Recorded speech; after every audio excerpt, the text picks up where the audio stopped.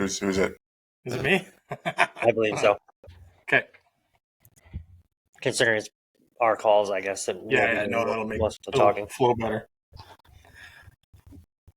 Hello and welcome to the Volunteer Firefighter Podcast. I'm here with two fire friends. Well, kind of. I'm with Ash. Hello. And I'm with Scott. Hey there. Scott is way down in the Lower Mainland working, doing some training. So the background might be a little bit different, but he's working away hard in the hotel. I'm not working in the hotel. Anyways, so yeah, we've want to wish everybody a happy New Year. We took a little bit of a break over the Christmas, New Year's holidays there, which is well needed. So, but we are back now. So thank you everybody for your patience. Had a couple of events here, so let's talk about a pretty decent structure fire you guys had just the other week. So who wants to take a lead on that one to start? Yeah, it was our last one of the year, literally, because it was on New Year's Eve morning. Yes. Yeah, 2:30 New Year's Eve morning. Yeah, about 2:30 New Year's Eve in the morning, like before the big event, before the big New Year's party. No, yeah, so it was came in as a single call of a fire coming out of a roof. I think that's how it came in, right? Mm-hmm. Yep. And usually when those single call, like I was like, I get out of bed, I'm like, kind of mumbling to myself. There's probably gonna be nothing. My clothes on. Started heading down to the hall. Actually, at first I got there, no one else was there, and I was going pretty quick. But I was like, did I dream that? What just happened? And then guys start rolling in, and then one of our members who lives out near there, he got on the radio because he actually carries a radio with him. Because on either end of our district, because our district's so big, we have a couple of senior members with radios. He radioed in that something was burning down there. He could see it. So that kind of that tweaks our interest. Getting in the truck, and then dispatch updated that a second call came in that fire was pushing out of our house, second floor of a house. So yeah, so now we knew we had something. So we rolled a new engine. This is actually the first fire that our new engine rolled on. First structure fire that our new engine rolled on. So it was good. Had a good pump operator with actually one of our captains was pump operator Rob. He's been on here a lot. Yeah, we got a size up from the duty officer that arrived. Went into the 360, noted that there was fire pushing out of the alpha side of the building. It was coming out of it was kind of an odd building. It ended up being very odd because it was I think we ended up finding 10 to 12 bedrooms in it. So old heritage house. Basement probably had, I want to say 3 or 4 bedrooms in it. Ash, what do you think? 3 or 4? Yeah, I would say, well, there was 3 on the one side. Yeah, it had to be 4. 3 on the one side and then the 4th on the delta. Right. Yeah. Mm-hmm. And then the next floor, so the main floor had, I think, another 3 or 4, plus the living room and kitchen. And the top floor had been renovated several times, and it had another 3 or 4. So ultimately, a lot of bedrooms. It was a farm worker's house, so it's kind of almost like a boarding house, almost like a ranch house, I guess, for kind of like Yellowstone there, but not really. It's it's an actual house, not a big bunk house. But it's a pretty large, decent sized heritage house too, though, right? Yeah, a lot of times when people think of a heritage house, it's the small box, but this was kind of the more, I don't know, you'd call it a classier heritage house. Yeah, it was definitely a big one. And it had been renovated several times. That we found out later because we'd find these weird void spaces and different building construction from where we just were in, and some had lath and plaster, some had sawdust for insulation, some had I don't know if there was any blow-in insulation. There was definitely some vermiculite insulation, and there was also some regular old pink insulation. I'm blanking on it. What is it? It's been a long day. The pink stuff. It's just insulation. Yeah. What? Just basic insulation. Yeah, basic insulation. Fiberglass. Yeah, Collection. Yeah, thank you for not helping me at all. So anyways, we arrived on scene. Hydrant was nearby, which was good, but it would have been a reverse lay for the second due. When we first were starting to roll, Ash rolled in actually right behind us, and knowing where we were going and not knowing exactly where we were going, because not seeing if there was a hydrant nearby, I actually called him maybe bring the tender first, because knowing on the truck, like the new truck can pump a fire with one truck. Like we don't need two trucks there. What we do need is probably water. So Ash and one of our other members came in the tender, but they were able to catch the hydrant pretty easily because it was only 100 feet away, maybe. How many lengths? Yeah, we ended up dropping all in all four lengths to catch the hydrant. But that was like we probably could have stretched 3, so 150 feet. But we did drop four lengths on the ground, hooked it up right off the rear suction, which is great on that truck. And we just manually pulled it from the truck down to the hydrant. It was pretty quick. When we got on scene, you guys were just getting prepped to go inside. We ended up figuring out the truck was already flowing some water. You guys had the 2.5 off. I think you had an 1.5 hand line off already. So knowing that you guys were flowing water, we wanted to double time and get that water source secured. Right. Yeah. Original call was we're going to flow 2.5 to knock it down because it was going pretty good in the roof line and in that attic space. Knock it down and then hit it with 1.5 and then get ready for the interior attack. Just because there was so many, we found out later there was so many bedrooms, but it was such a big house, and there was a couple cars. There was a big van on the Charlie side of the house, so we weren't sure if anyone's inside, of course. So we have to until you have to check until you're sure. So we started our push on the Bravo side. 3 of us, Kevin on the hose line on the nozzle, and then Josiah was actually backup / searcher, and then I was the captain, third person in, and then we had left one of our members outside, and he was running the exterior water application with the 2.5. So that was our 4-person truck plus our driver, of course, running the truck, and then you guys, and then the second truck arrived, I think, while we were mid push. While we were mid search. So, we got through nice. Like it was really quick. Like those guys were really awesome.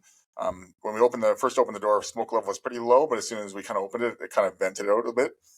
And then searched the first room we found, which was the room we actually opened was almost like a master bedroom. Searched that, checked under the bed, closets, pushed into the next room, which was the hallway. Pushed down the hallway. Kevin, the nozzle operator, we were communicating back and forth like crazy. He called to me that he could see fire coming through the floor, which was in the kitchen, which is kind of around the corner where I couldn't see because I was probably 8 feet behind him, but I could hear him saying fire coming up from the floor. And when we first went in, as we were going by the window, I could see in the basement a glow. So right away, I'm like, okay, is this a basement fire? Because basement fire, I'm very leery about because we don't know how long it's been burning for, how compromised the floor was. So as we're going, we were all sounding as we're going, and I was looking at it was some of those old lattice vents, like floor vents, and typically those they either push fire or lots of smoke if there's a basement fire. So I was every time we'd pass one of those, I'd look and there was nothing coming up from them. So I'm like, okay. That's a good sign. And we ended up getting Kevin got as far as the kitchen, and we're still not sure what I'm not sure. I've been gone for a few days, but it looks like whatever was burning on the kitchen had fallen through to the floor to the basement. So whatever was a stove or something. I don't know what it was. So that whole floor collapsed into the basement, and that's what was looking like it was a basement fire, but it was actually just the kitchen floor collapsed into the basement. So we got into I think we ended up searching 1 or 2 bedrooms, and then as we're pulling down the hallway, kind of heard a rumble, and the bedroom that Josiah just searched, the ceiling and some of the roof started collapsing. So I was like, I'm kind of not sure about the structural integrity now, so I grabbed the guys and I said, let's get out. So we pulled out, got back outside, reorganized ourselves because we knew we had at least one more bedroom because we could see a bedroom down the hallway. We knew we had one more bedroom to search on the main floor, so we reorganized, got the VAS ladder from the engine 181. That thing worked great. And then the guys went in, VIS to one room, and popped back out. So found nobody on that floor. Did a quick basement search because the basement, after we realized it wasn't involved, we pushed in the basement. No smoke in there, I don't think at all. Everything was going straight up. Did a really thorough basement check, fairly thorough, and then pulled back out of there. So basically 2 floors were done. So like 7 or 8 bedrooms searched in a matter of minutes. And then our RIT, the Grant who was running a RIT, actually came around and he told me he found a good access on the Delta side. So again, we reorganized our thoughts and our plan with command, and then extended our lines a little bit and pushed in from the Delta side. Ended up making a big push down the hallway now that we realized the integrity of the structure was okay where we were going, because of those old houses, you can tell kind of where it's safe. So we pushed back down the hallway, ended up going exactly where we pulled out from, and realizing there was a staircase there that goes up. So the guys pushed up the stairs. We used a bump up method, so we had one member on the bottom pushing hose up.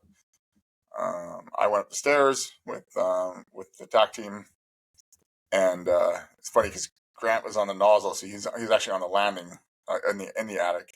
And by attic, it's not like an attic. It's like an attic with 4 bedrooms in it. So it's not like an attic, cramped attic. It was a full stairwell that went up to it was basically a whole second floor. Yeah, it was like lofted ceilings, kind of right in the middle. So yeah, there was like full living space up there with another grouping of bedrooms. Yeah, so it was full rock up there. Like when Grant's up there, Kevin had the thermal camera, and I could see in the thermal camera, it was basically all thermal. It was all red. I was like, ooh.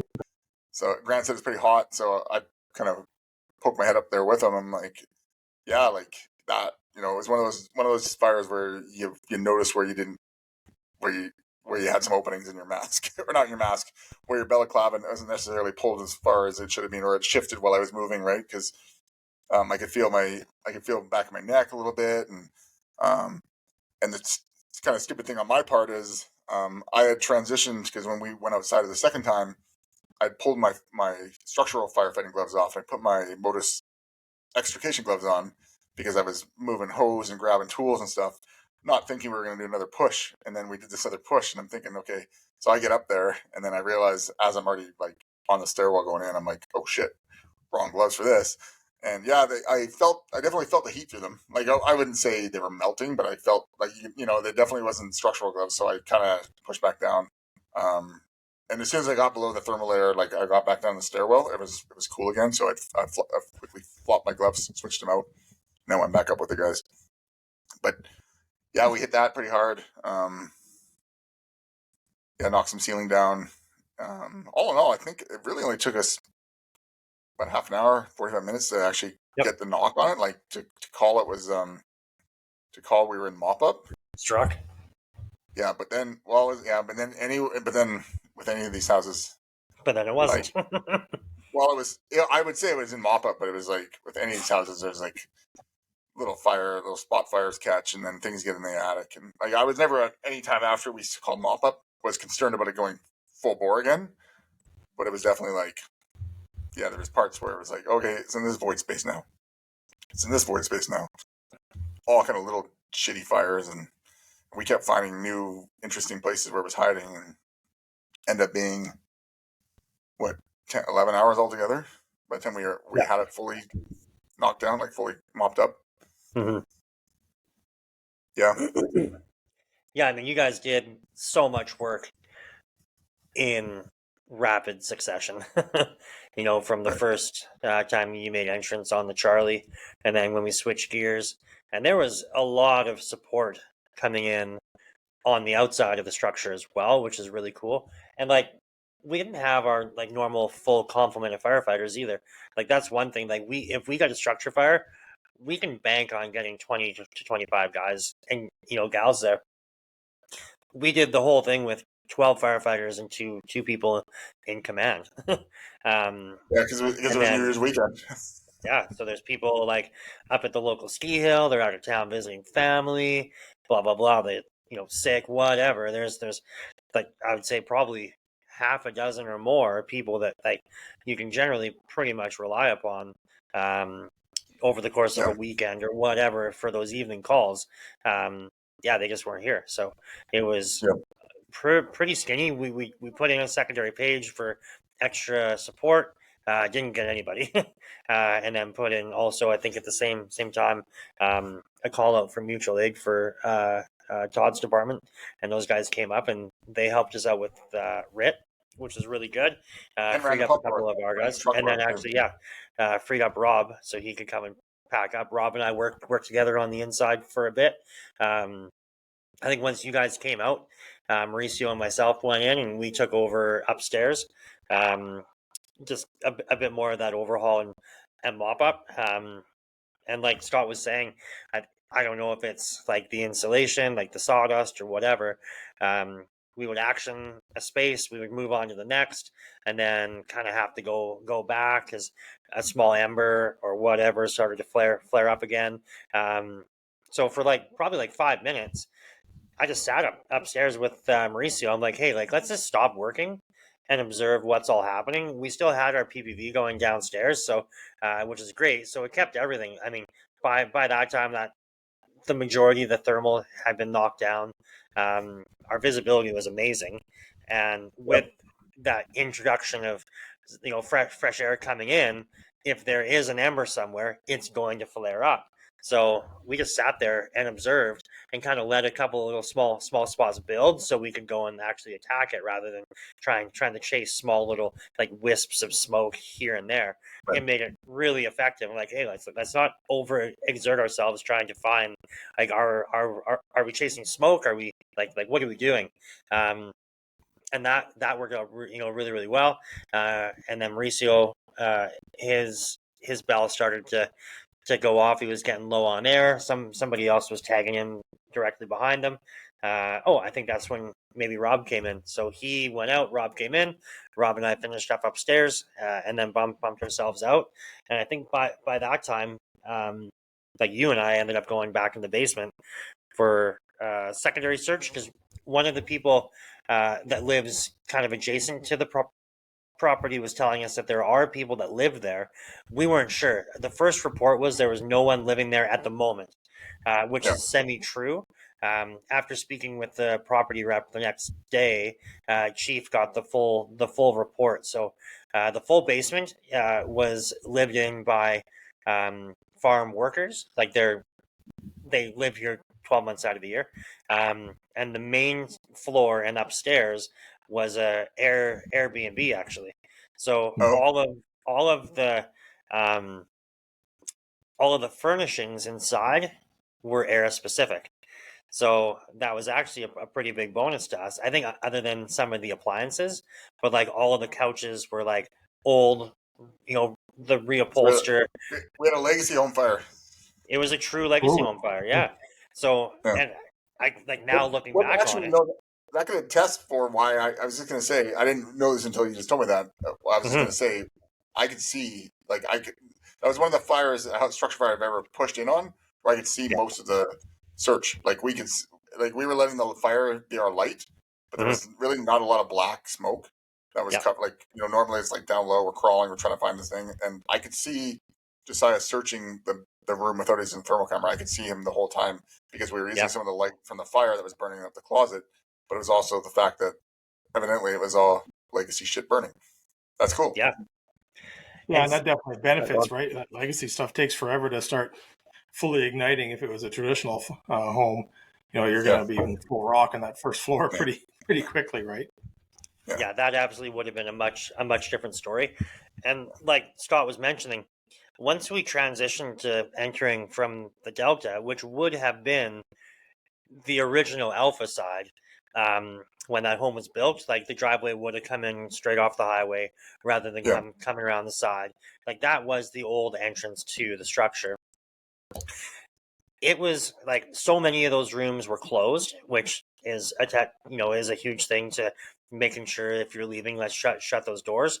Those doors were obviously a lot thicker than like the cheap Rona doors that we all have in our homes, but having those rooms closed, going in there afterwards. I mean, even all the way down the hallway, right at the entrance on the Delta side there, like it was a fully furnished living room that, other than smoke damage, like it looked great. There was like so many things were untouched. You go down in the basement, Right. and doors were closed. We actually, some of the people that lived there, they're of East Indian descent, and they've got their immigration papers that they were super, super worried about. So they approached us and said, "Hey, like, can you go in and get them?" So Rob and myself went in, and like we were just grabbing stuff out of filing cabinets and blah blah blah for them, and they were like mint shape. So like we were grabbing clothes for them because now they have nowhere to live. They're like, we actually were living across the street for their boss while they were away, and like they were away vacationing, I think in like Mexico or something. So they were across the street, and they're like, "Man, like we've got clothes packed, so we could come and grab them. Can you grab them for us?" "Yeah, sure." So we cruise in there, and yeah, like there was some definite water damage in like the basement level, like 3 feet of where water. yeah, That was a pretty big swimming pool in that basement. It was huge, and by the next day, it was gone. So when the investigator went out there, like the following day, the first, the investigator came down, and Chief went out there with him, and he said, yeah, they walked through the basement and it was dry, like damp, but there was no standing water. But yeah, like we opened up the one filing cabinet. There's 3 drawers, and the bottom drawer was like junk. The top drawer was whatever, and the middle one was where they had everything of value. And I open it up, and it's like right at the water level, and I'm pulling out papers, and just like the bottom of the paper was just getting damp. It's like, oh. I came outside, and they were like over the top happy, like super simple things. But yeah, other than water, there was zero damage to the basement. Well, and that goes back to the, some guys are always like, well, what do we really save? They're just going to tear the house down. It's like, well, like aggressive fire attack, because that was what we did. We did an aggressive interior attack. Like we saved half the structure. Because even when Todd's guys came up, they're like, holy crap, like if you go on the other side of this house, it doesn't look like it was on fire, other than a broken window where you guys VIS'd. Like it was totally untouched and that's all goes back to just good, solid aggressive fire attack, because basically we cut the building in half by doing that. Because when we first pushed in, Kevin was obviously not just sitting there on the nozzle; he was spraying water. He was holding it back. And when we pulled out, we reinserted ourselves on the other side and basically pushed through and cut that line, right? And then other than if we wouldn't have pushed up into the attic, we would have burnt the whole roof off the top. So Grant and Kevin, they asked me how far they wanted me to, or because I was captain with them, and as they're going in, they're like, "How far do you want us to go?" I said, "As far as you guys feel comfortable, because you guys know what you're doing." So they felt comfortable to go up the stairs and push all the way up and knock it down. So good for them. Yeah, and you nailed it. That's where that aggressive fire attack pays off huge, and also into the salvage and overhaul, right? Like it's such an important job, and everybody thinks it's just the minor of just pulling shit down, looking for extension, but being able to find those special items like the papers and just some clothing, personal valuables is huge to the people that it's actually affected. So that's a definite win.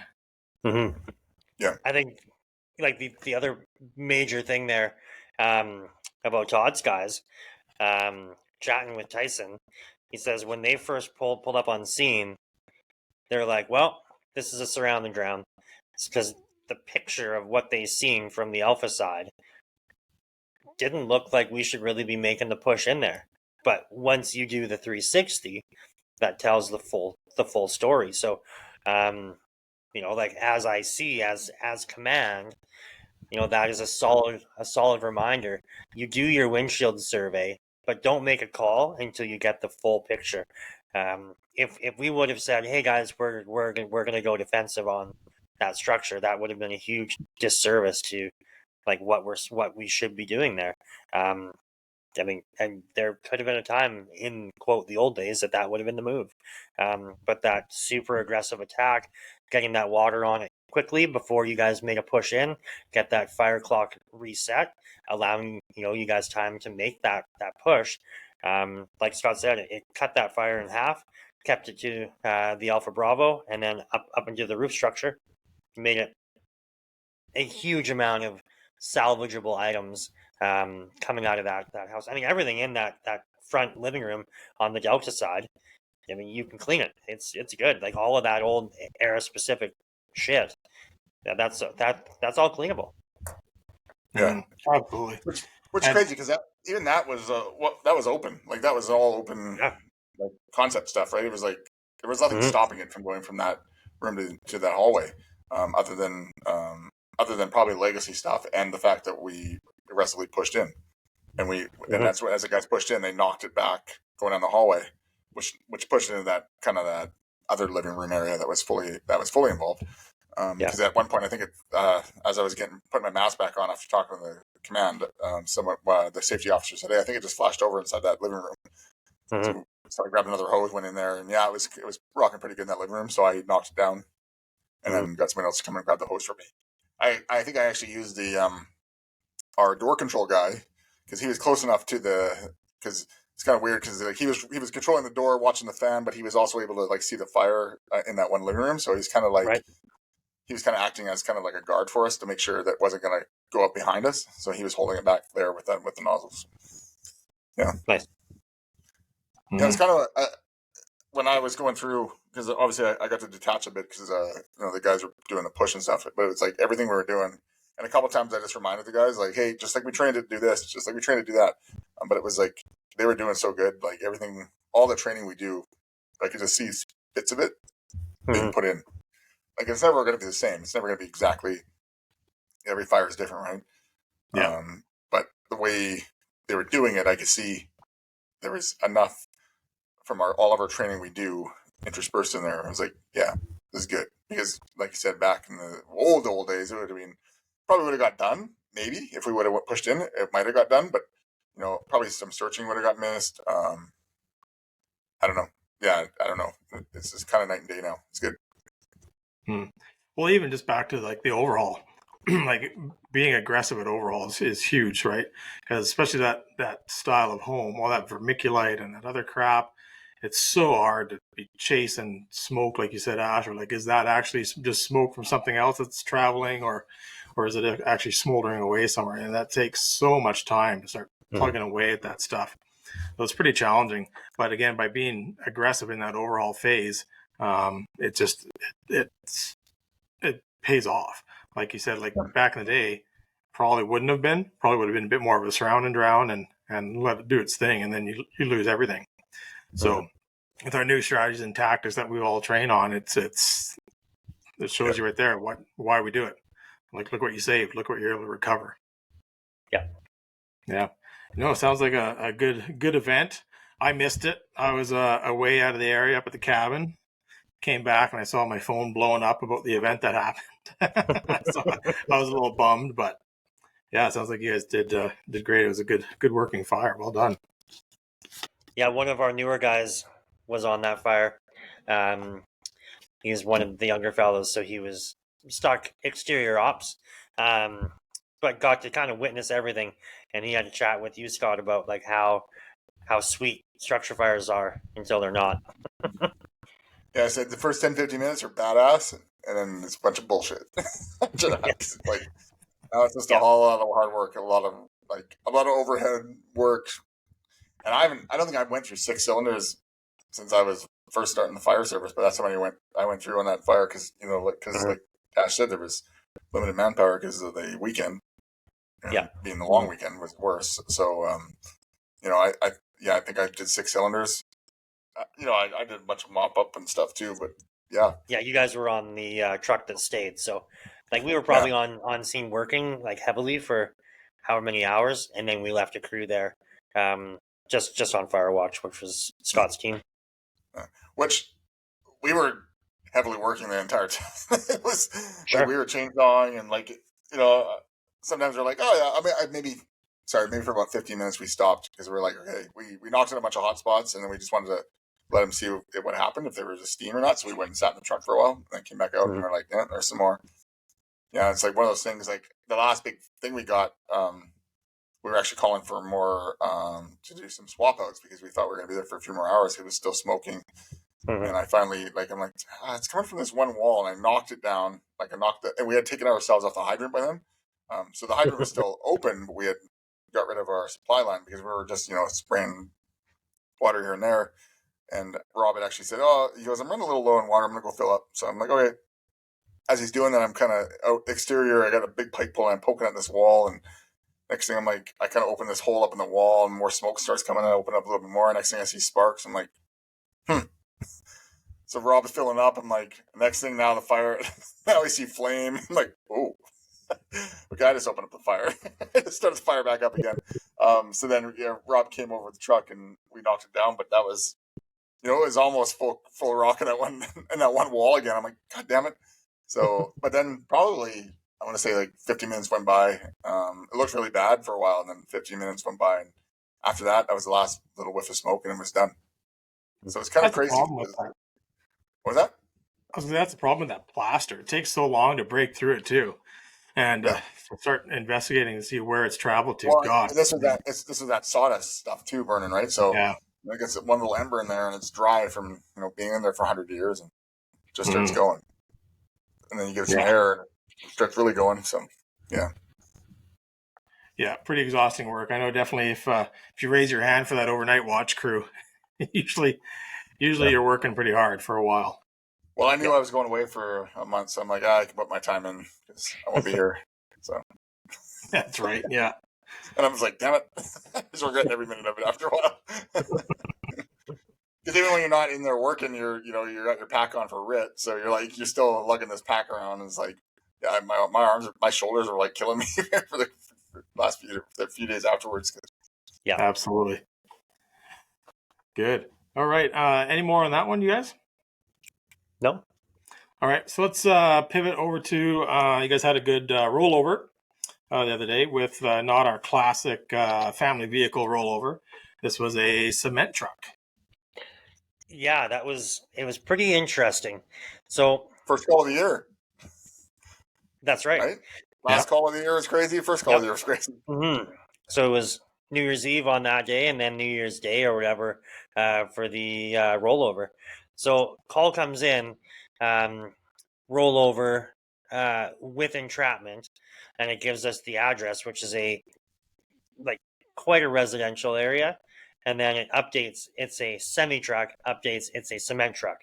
Okay, what the heck is a big cement truck and how does it roll over? So like Scott, we were chatting afterwards. We've done some training in the area and we've trained vehicle over embankment down this one hill. And I'm like, oh shoot, did this thing roll down this big hill?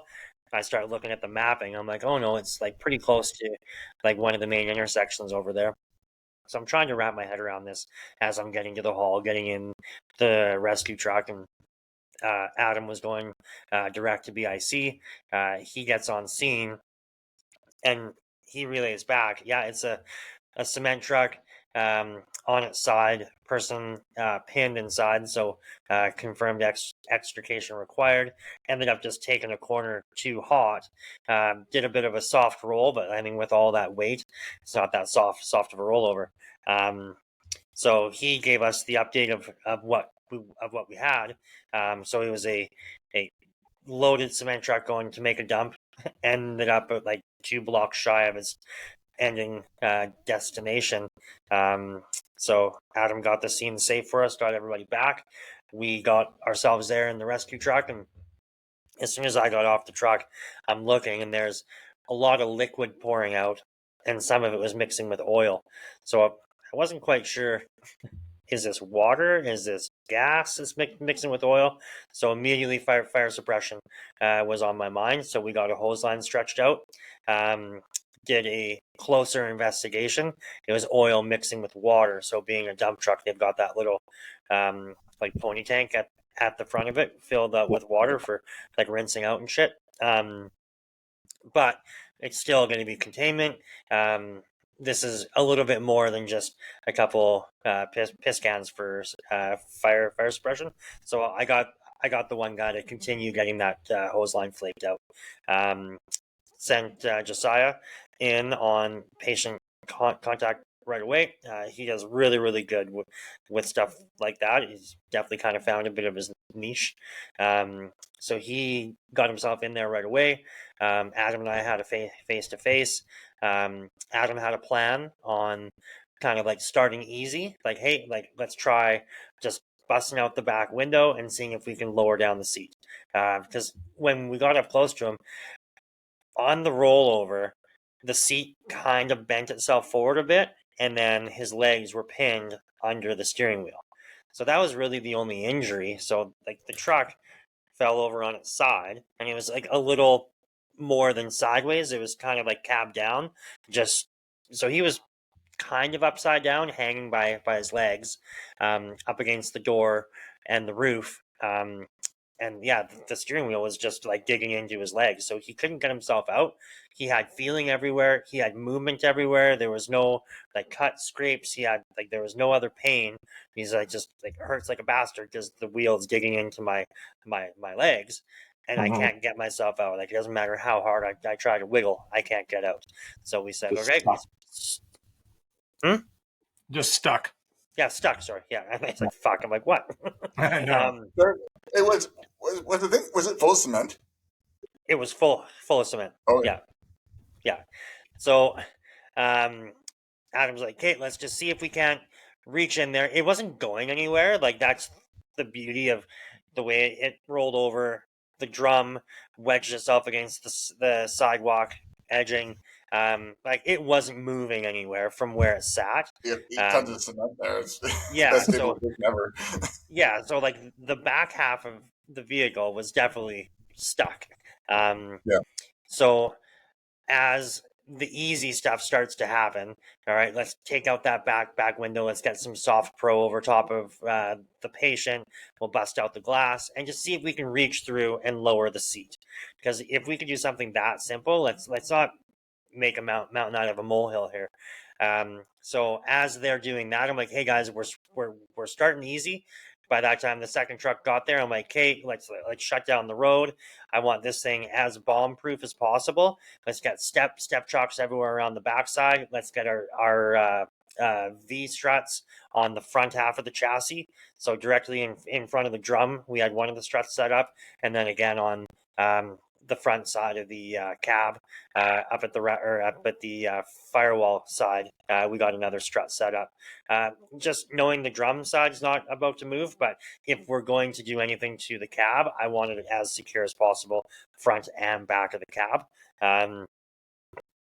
Team went in, took out the glass, reached in, couldn't quite get to the switch to lower the seat, so I quickly grabbed the rescue pouch from Modus there, grabbed a set of cutters, handed them off, and said, just cut the fucking cable, or just cut the airlines. If you remove air from the seat, it's just going to drop itself down. But it was so wedged, and there was like just pressure on it, it wouldn't drop itself down. Okay. So I said to Adam, like, hey, I'm going to pivot. Like, let's just get this roof out of the way. Let's get ourselves in there. And then let's remove the steering wheel, like bottom ring from the steering wheel hub. He's like, okay, done. So by that time, we had a tool cache set up and we got the team going on that. Ended up doing a roof flap, got that completely out of the way. Yeah, and then got out our handheld hydraulic pedal cutters, used that to cut out the wheel, just made that little bit extra space. And like we're about to get a spine board in there, blah, blah, blah. This guy's like, nope, I'm out.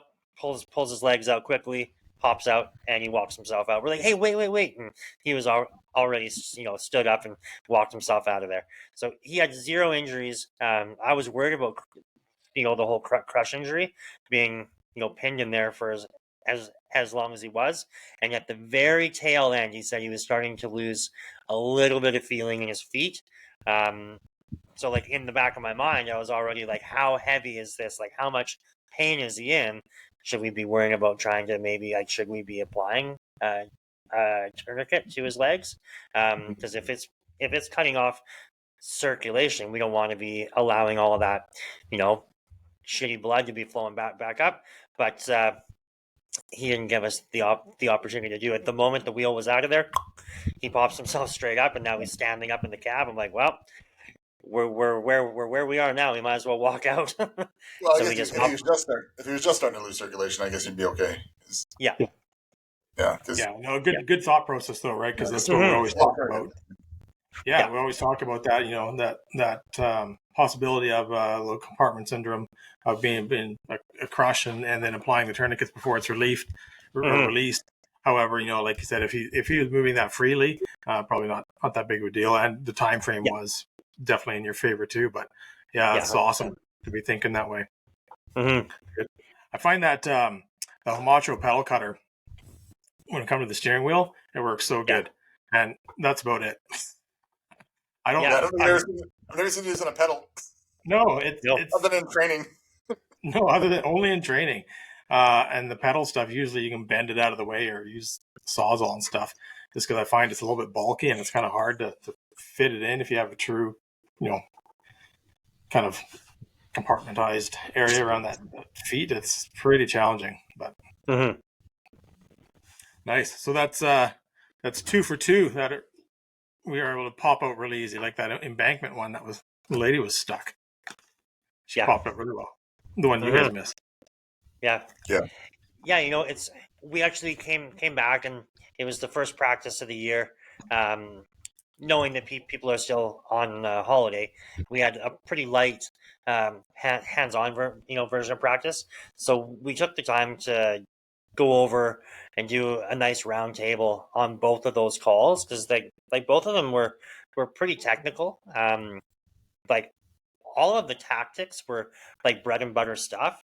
But being a legacy home 15 minutes away before the first truck got there, because it was one street shy of the end of our coverage area, like it's a long ways away. And then like with the length of the call and everything else that goes along with it, yeah, like a lot of bread and butter tactics, but still like pretty damn techy at the end of the day.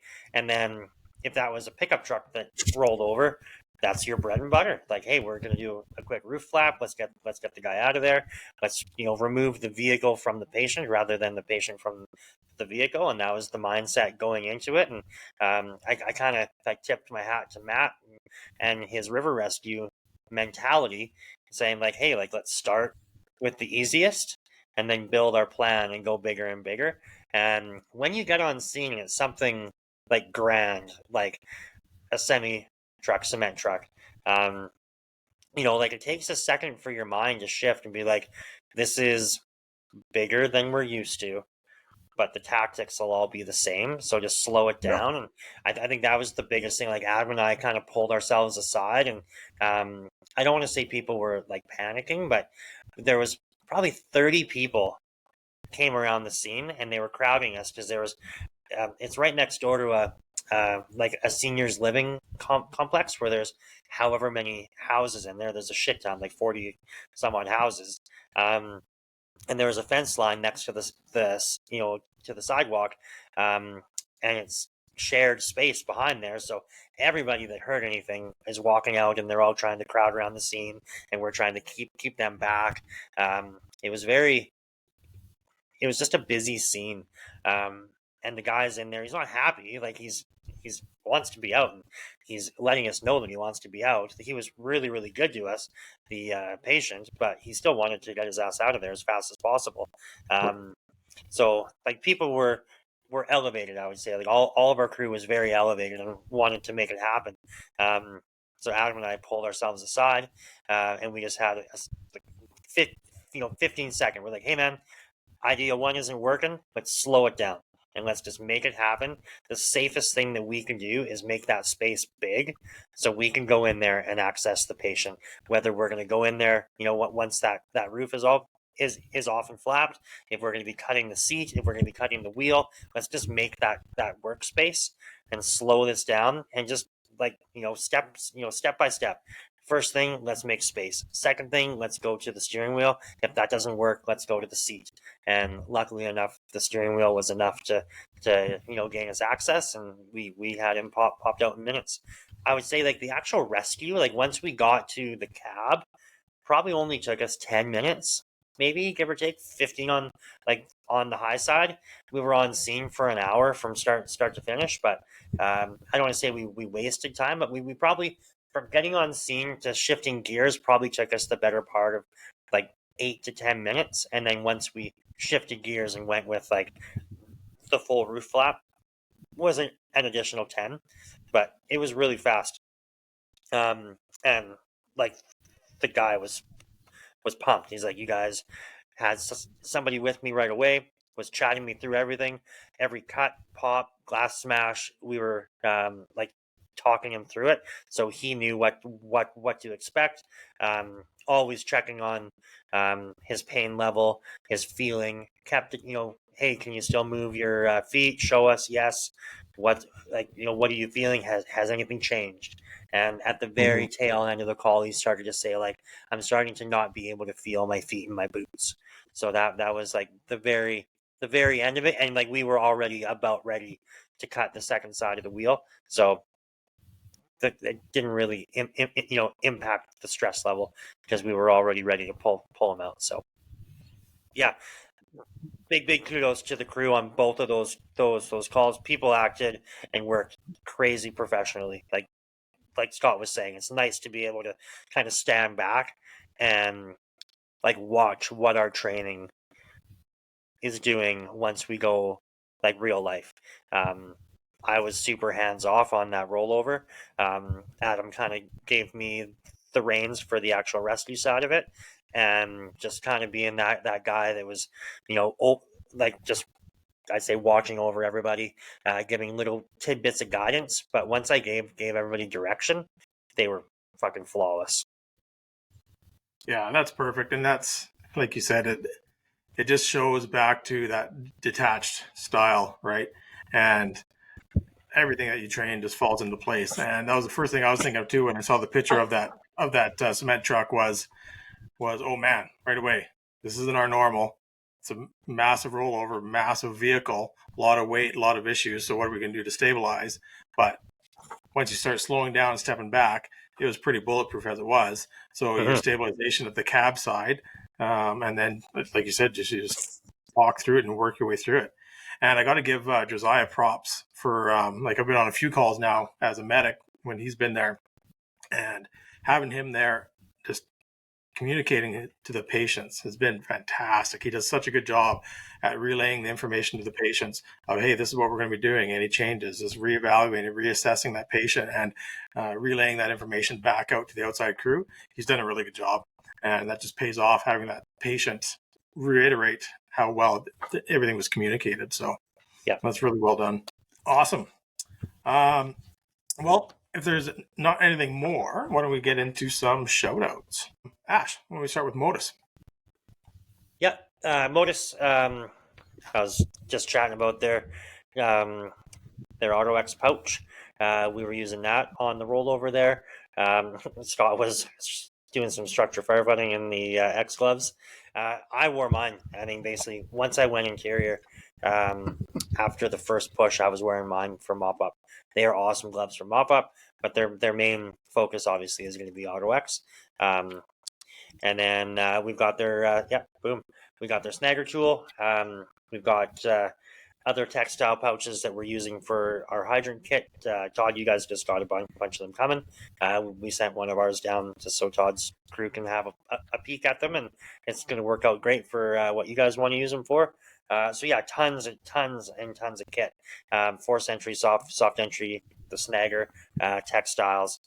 Check them out online if you like what you see, which you should. Use discount code DTFF5 for 5% off. Absolutely, yeah. So that the Modus utility bag, we just ordered 6 of them. So we have a new rescue truck that we're putting into service here, hopefully this week coming up. So we're placing everything in. We're changing some of our chain attachments for our Rescue 42s and our straps and stuff.